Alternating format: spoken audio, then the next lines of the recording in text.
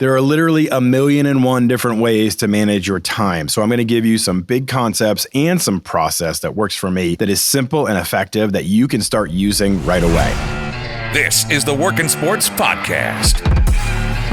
We have a great question that came in today from Justin in Atlanta. So I want to jump right into things. Just jump into it. Hey, Brian, I'm having major trouble with time management lately. I feel unorganized, scattered, and stressed. Working in sports is hard, but I really think if I got better at time management, I could enjoy it a lot more. Can you help? Justin, I think this is a great question because time management is one of those unheralded skills that we don't talk about enough. I feel like I'm being seriously underutilized. And that managers do look for. And people hiring want that to be a skill set. And I'm going to dig into this in a lot of detail, but the benefits of time management are really quite simple. Good time management allows you to accomplish bigger results in a shorter period, which leads to more freedom and helps you focus better and allows you to be more productive and lowers your stress. I mean, these are all really great benefits. Now, those are the benefits to you managing time well. The benefit to your bosses, your managers, those hiring decision makers are also quite vast. Like, it's a big deal. Like, when I'm hiring, time management is one of the hidden skills I try to discover during the hiring process all the time. The antithesis of time management is procrastination, and we all do it.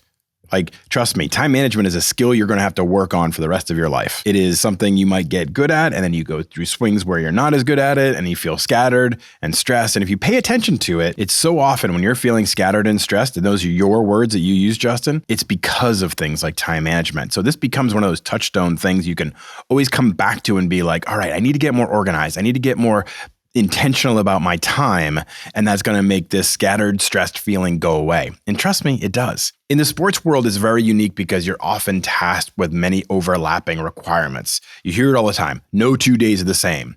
Well, that's part of the joy of our world, but it also can lead to chaos for some. So that structure and being organized with your time and priorities can make a huge difference in your life and in your work.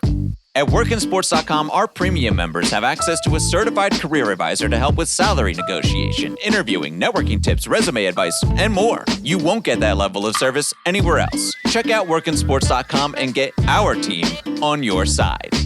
So let me paint a picture for you. Let's get into a story. I started out as a sports video editor. Many of you have heard me talk about this before, but I started out as a sports video editor, which means I was editing highlights for our network. Game highlights, voiceovers for stories, different sound bites, things of that nature. So I'd begin my day, let's say I was working from 4 until midnight, something like that.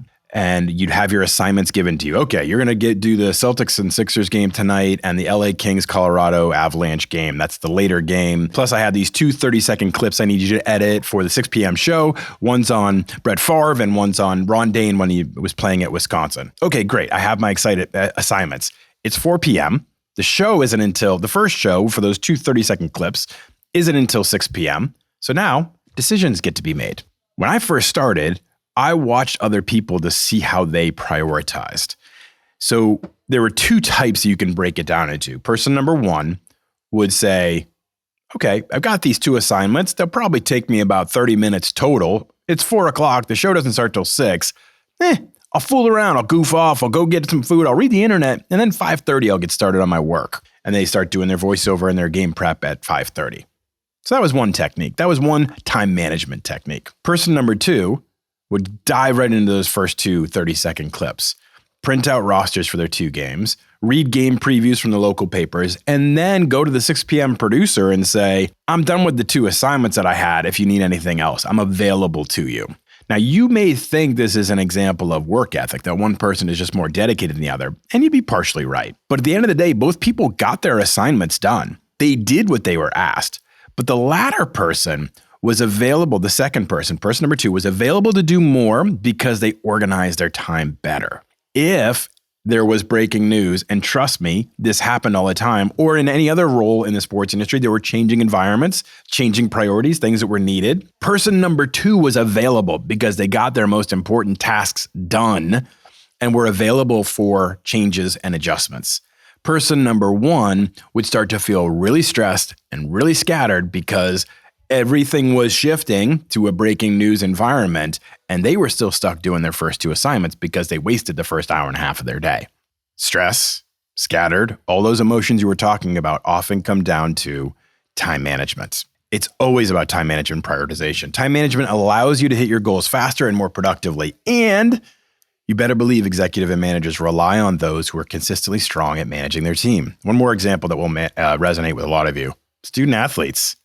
No one is better at time management than student athletes. Think about this for a second. You're a student athlete. You have to train, you have to travel, you have to practice, rehab, watch film, compete on nights and weekends, and keep your grades up, or else run the risk of losing your role on the team and possibly even a scholarship. Why do you think so many employers like me love student athletes? It's because they have discipline and they have time management skills. And that says to me, when they come and work for me, they are going to be organized, structured, and get the work done that needs to be done. Heads up for all you student athletes out there. I hope that you're reading between the lines and understanding that you should be leveraging time management on your resume, cover letter, interview process, because that is a skill you have that is so important to how you will work, get out there and work. Same thing for ex-military. We love to hire ex-military for the same reasons: discipline, maturity, time management. These are skills we look for when you're hiring. So whatever you can do to convey that you have some of these skill sets that will help to reduce my fear in hiring you, and make me feel like you're going to be disciplined and mature in the process will really benefit you. Okay, so now let's get to the how. There are literally 1,000,001 different ways to manage your time. So I'm going to give you some big concepts and some process that works for me that is simple and effective that you can start using right away. You know me, I like to give you actionable advice. Now, when I tell you this process, you might tweak it a little bit to fit you better. You might change it a little bit based on some other things you've read or principles. What I'm trying to get at is the importance of time management to reduce your stress and make you more disciplined and make you more effective at work and in life. And if you want to make alterations to the plan I'm about to give, go for it. Use whatever works for you. The most important tool is the one that you use. So just focus in on that, but take the concepts I'm trying to give you to help to launch you into this thought process. I think it's really important to start every week by prioritizing. Time management is really about priority management and creating a clear pathway to success. So let me say that one more time. Time management is about priority management and creating a clear pathway to success. You like that, don't you? It's a pretty good line. I wrote it. If you're an individual contributor, so somebody that has a list of tasks that they're given each day and they're done by the end of the day. So you think of me like the video editor. I was an individual contributor.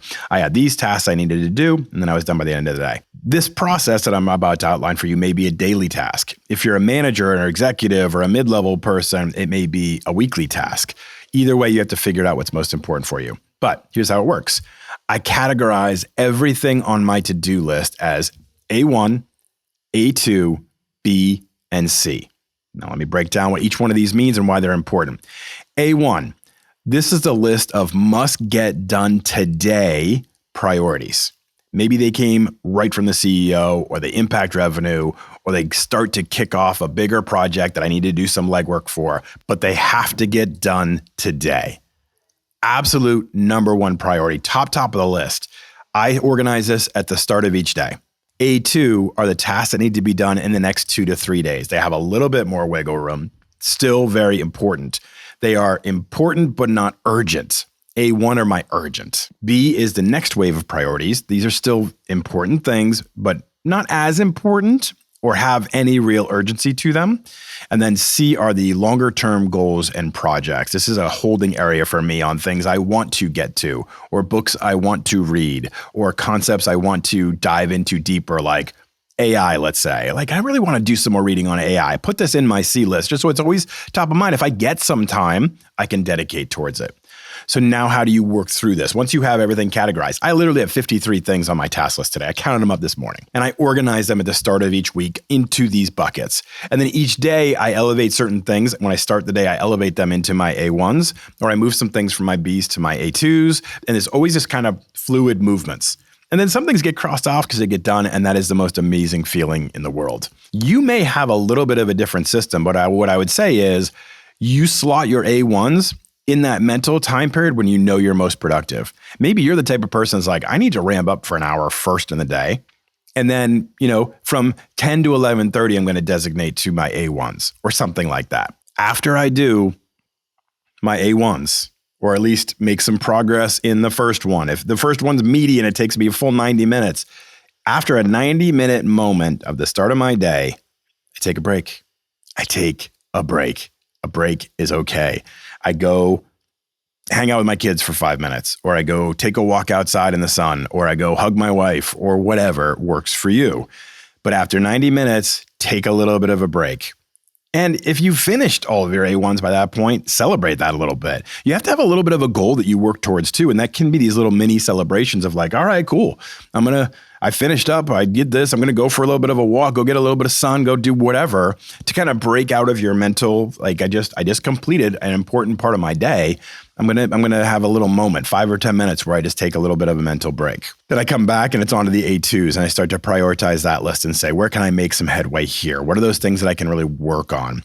Break into that list. If there are times, I will jump into, very rarely until the end of the week will you be able to start to jump into some B-level things. But sometimes if I have like 10 minutes before I have a meeting and there's a B-level thing I could check off the list real quick, I might just get done with that and get rid of it.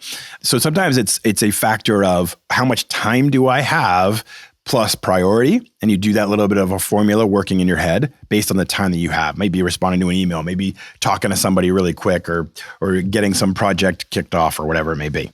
Invariably, your C's are only going to come when you dedicate the time to them and you have that kind of time. But I try to take the final day of the week, which for me is Friday, and I try not to schedule as many meetings. For you, it may be a different day. When I worked in an early part of my career, I had Tuesdays and Wednesdays were my off days. So Monday were my final day of the week. And on Fridays, I try to not schedule as many meetings. I try to go back through my list. I try to reorganize it some so that I'm feeling kind of comfortable for Monday. I try to look at those B and C things that I can identify what can move up to an A and be reprioritized and what will change throughout the next week. And then C, I try to jump into a little bit of the C stuff on Friday, because that could be where I'm reading something that is an industry competitive, or I'm looking into some trend in the industry. And these are the sort of things that recalibrate my brain too. They help me feel a little bit more focused and it gives me a little bit of energy. So what I would say is for you, at the end of your week, try to look at those things that give you a little bit of positive energy too, make you feel like you're growing in different directions. You're not just running on this wheel of got to do this, got to do this, got to do this, got to do that. You're actually taking some time to think. You're being a little bit differently productive in a different way. You're learning a little bit. You're trying to expand your knowledge and opportunities because that can spark new ideas that can lead to priorities that really matter down the line. And that's how I go about it. That's how I schedule my day. I work in some breaks. I try to take a walk. I try to schedule my time to get through those priorities. So at the end of the day, my biggest goal is that when I'm closing up my office at 5:30 or whatever time I get done, I want to feel like I was a success that day, a definition of success. And that means getting my A1s done and trying to get at least 2 to 3 A2s done.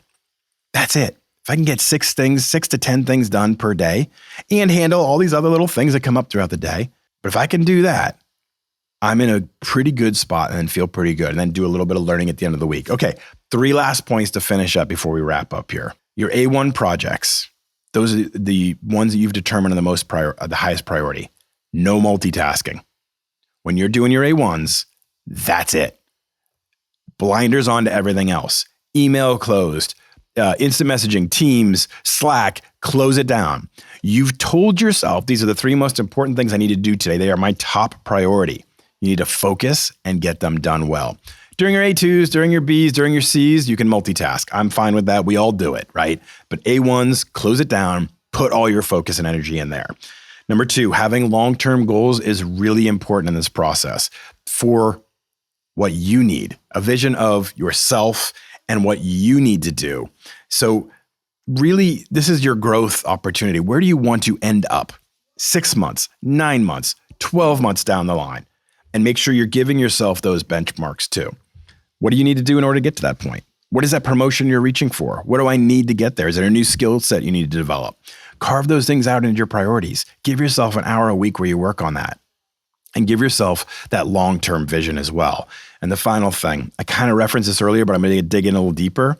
There is scientific evidence that proves that humans can only concentrate on a task for 90 minutes at a time. So give yourself work in 90-minute blocks. Some people do it in 25-minute blocks. They do 25 minutes on, 5-minute break. 25 minutes on, 5-minute break. I love that. It doesn't work for me in my schedule. I don't have that kind of time, but I can do the 90-minute blocks, and that works for me. At the end of 90 minutes, I'm feeling like, all right, I'm ready for a little bit of a break. But 90 minutes, hard work, 10-minute break, 15-minute break.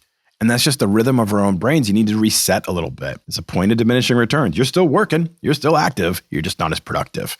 Give yourself a little bit of a mental break. Get back after it. To reactivate the concentration, you have to rest the productive part of your brain and use another part of your brain by doing an activity such as walking or running. That little part I stole from the scientific research, which is why I had to look down at my notes. It's important, right? Do something different to spark your next level of productivity when you come back into the office.